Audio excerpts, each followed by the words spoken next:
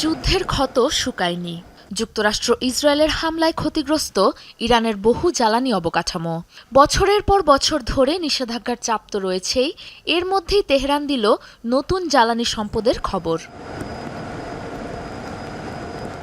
ইরানের তেলমন্ত্রী মোহসেন পাকনেজাদ জানান, দক্ষিণাঞ্চলীয় ফার্স প্রদেশে মিলেছে নতুন প্রাকৃতিক সম্পদের সন্ধান। পাওয়া গেছে ৭.৫ ট্রিলিয়ন ঘনফুটের বেশি প্রাকৃতিক গ্যাস। ইরানের দাবি, এর বড় অংশই উত্তোলনযোগ্য। আনুমানিক ৭২ থেকে ৭৩% উত্তোলনযোগ্য ধরে এখান থেকে পাওয়া যেতে পারে প্রায় ৭.৫ ট্রিলিয়ন ঘনফুট গ্যাস। মোহসেন পাকনেজাদ জানান, একই গ্যাস ক্ষেত্রে রয়েছে উত্তোলনযোগ্য পরিমাণ গ্যাস কনডেনসেটও। বিশাল এই আবিষ্কারের আরেকটি বিশেষত্ব এই সুইট গ্যাস, অর্থাৎ এতে বিষাক্ত হাইড্রোজেন সালফাইডের পরিমাণ খুবই কম। ফলে গ্যাস প্রক্রিয়াজাতকরণ এবং পরিচালনার ব্যয় তুলনামূলক কম হবে। কিন্তু প্রশ্ন হলো, এই গ্যাস কবে কিভাবে তেহরানের কাজে লাগবে?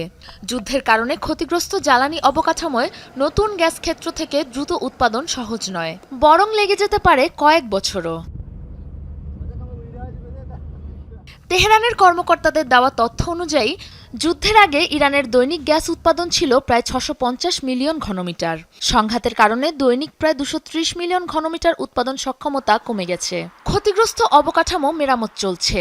কয়েক মাসের মধ্যে ১০০ মিলিয়ন ঘনমিটার সক্ষমতা পুনরুদ্ধারের লক্ষ্য রয়েছে।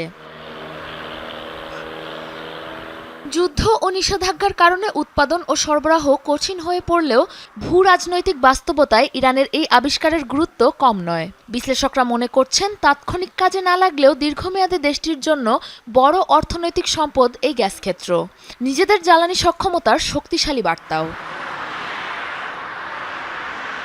রাশিয়ার পর বিশ্বের দ্বিতীয় সর্বোচ্চ প্রাকৃতিক গ্যাসের মজুদ রয়েছে ইরানে, যা প্রায় ৩৪ ট্রিলিয়ন ঘনমিটার।